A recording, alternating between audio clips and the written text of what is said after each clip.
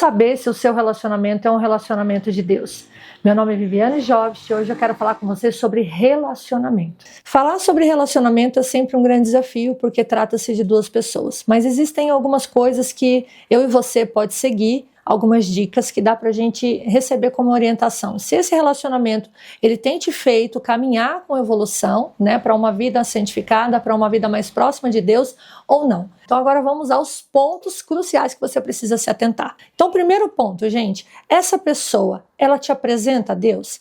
A forma dela de viver, o seu comportamento, a sua fala, a maneira como ela conduz a própria vida, reflete Deus? Porque o Senhor ele vai dizer que a árvore é conhecida pelos frutos. Então, eu sei que é uma goiabeira, porque quando eu olho para ela eu vejo uma goiaba. Assim, nós também sabemos, um homem ou uma mulher de Deus, quando nós olhamos para ele, e ele também, ela, passa o comportamento, sua fala, sua forma de viver como aquele que de verdade é um homem ou uma mulher de Deus. Então, a pessoa que ela tem um relacionamento com alguém que é de Deus, que realmente é aproximado de Deus, você vê isso na conduta e na forma que ela também dirige a sua vida. Então, se essa pessoa ela te motiva, se essa pessoa ela te inspira, se essa pessoa ela te leva para mais perto de Deus e da cruz, então isso já é um fator muito positivo aí nesse relacionamento. Segundo ponto, essa pessoa é uma pessoa flexível e uma pessoa fácil de perdoar? Gente, casamento é flexibilidade. Não dá para você esticar de mais de um lado ou esticar de mais do outro, ou você esticar também querendo uma coisa e outro outra, que certamente das três formas o cordão vai quebrar, o elástico vai estourar. Então, a ideia sempre é um pendendo de um lado, outro do outro, essa flexibilidade. Hoje eu cedi, mas amanhã também, se eu precisar, essa pessoa cede por mim. Como nós estamos em relação ao perdão? Eu sou uma pessoa que eu perdoo, mas eu também sou perdoado. Se essa é uma relação equilibrada nesses dois fatores, então também é um sinalizador importante para você acreditar que é um relacionamento de Deus. Outra coisa interessante, gente, que é muito importante você analisar. Essa relação, ela te traz mais paz ou ela te deixa mais tenso, mais desequilibrado, mais desorganizado emocionalmente falando? Uma relação de Deus, gente, ela tem os seus momentos de tensão, de desequilíbrio, de discussão, mas é muito mais prazeroso, muito mais pacífico do que o tempo todo brigas e discussões.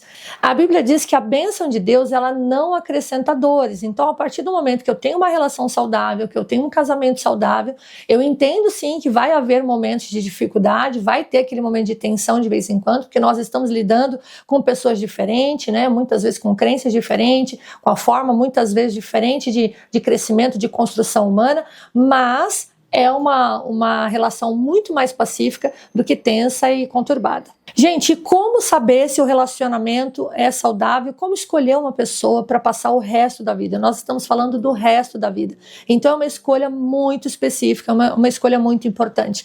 As pessoas se preparam muitas vezes para fazer uma faculdade, elas se preparam muitas vezes para fazer um curso, mas não se preparam para casar. E nós precisamos ter essa avaliação, essa conduta analítica de pensar, essa pessoa que eu estou me relacionando, essa pessoa que eu tenho como uma opção, uma escolha para passar o resto da vida, os defeitos dela, eu consigo suportar?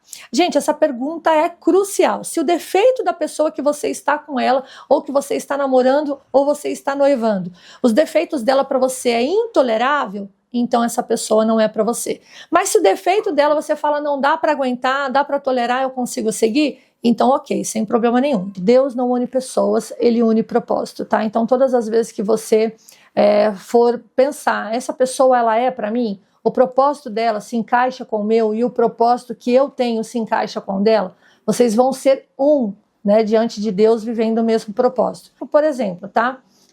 Maria e José. Maria recebeu o propósito de dar à luz ao Filho de Deus, de gerar o Filho de Deus, e José, quando ele recebe de Deus a informação que o filho seria de Maria, ele abraça esse propósito, ele cuida dela, ele paga todo o preço, inclusive, de fugir, né, todo o transtorno, de acolher Maria, de assumir Maria com aquela criança dentro do ventre, porque ele entende que aquilo era o propósito deles dois. Diferente de Sansão, que tinha um propósito, foi chamado por Deus, era um juiz, tinha o propósito, inclusive, de ser um grande guerreiro, né, de alcançar, matar muitos filisteus, mas ele se encanta por Dalila, e no momento em que ele se encanta por Dalila, ele abre mão do seu propósito. E o término disso é um sofrimento atroz, onde infelizmente ele cai na mão dos filisteus, eles furam os olhos dele, ele é zombado, ele passa por muita humilhação, até que Deus tenha misericórdia e ele consiga então, debaixo de muito sacrifício, muita dor e muito sofrimento, cumprir o seu propósito. Então, uma coisa que nós precisamos entender é que o propósito que Deus nos designou para viver, ele é inegociável. Quando Deus te chama, ele já te chama já com ação de viver algo, né, do reino espiritual aqui na terra. E com certeza a pessoa que ele vai trazer, ele vai apresentar diante de você, ela vai corroborar, ela vai ajudar a construir e ela vai ajudar você, com certeza, todos os dias a viver o seu propósito. Bom, gente, outra coisa interessante que eu quero falar com vocês, é claro que existe também o peso do mundo espiritual. Não adianta a gente falar só sobre incompatibilidade de gênio. Existe isso, claro que existe, a gente não pode deixar também de levar em consideração. Um gosta do verde, o outro gosta do amarelo.